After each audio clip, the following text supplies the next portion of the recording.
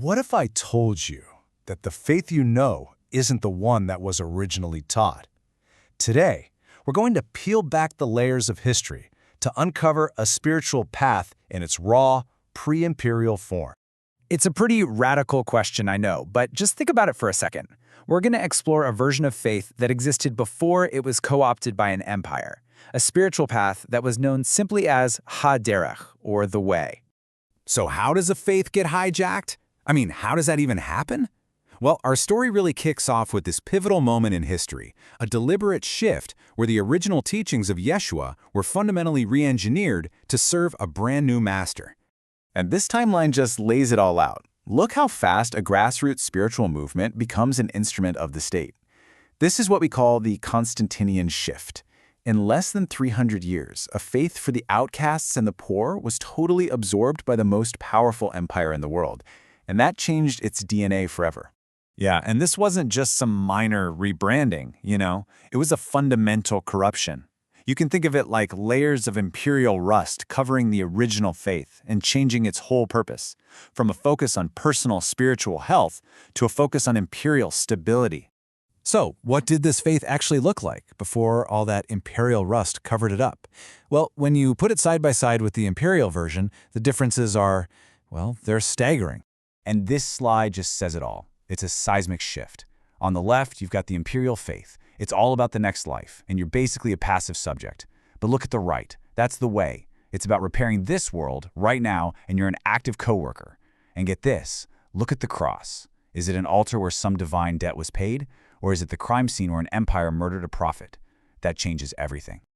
Okay, so to really get our heads around the way, we have to kind of redefine the key players, And we're going to start right at the top.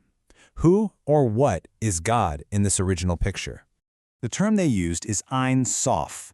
Now, this isn't a king up on a throne demanding you bow down. It's an architect who needs builders. God provides the divine blueprint for a perfect world, but the actual, hands-on, physical work of building and repairing it, that's on us.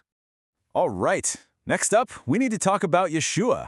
And honestly, this might be the most radical departure from the imperial faith that most of us are used to.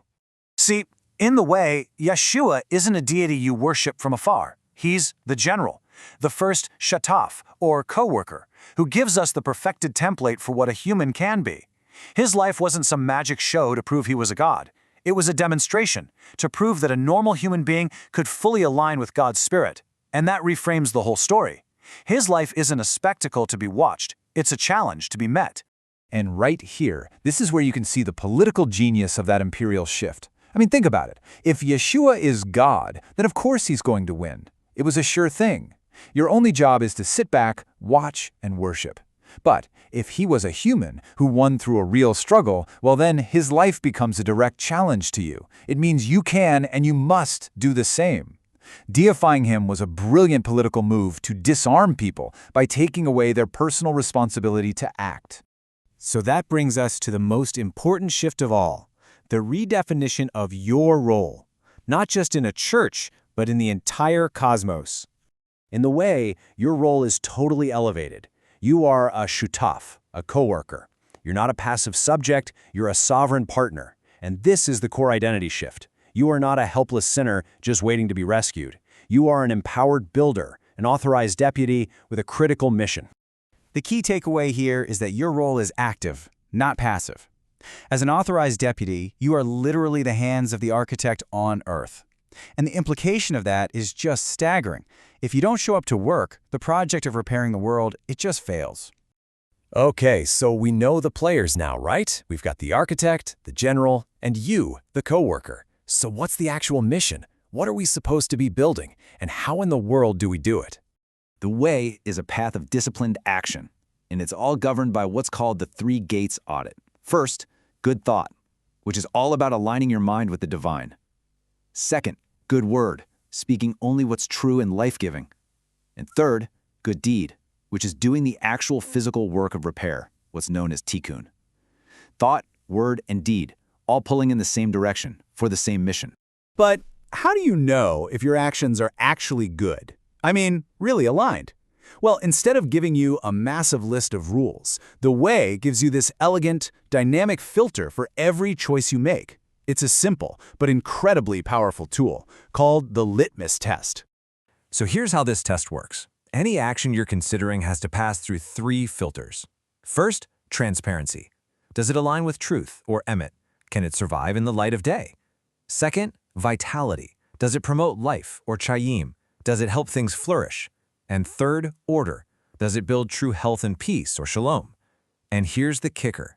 If an action fails even one of these, if it needs secrecy, or it stifles life, or it creates chaos, it's considered spiritually polluted because it's feeding the opposite force, sheker, the lie.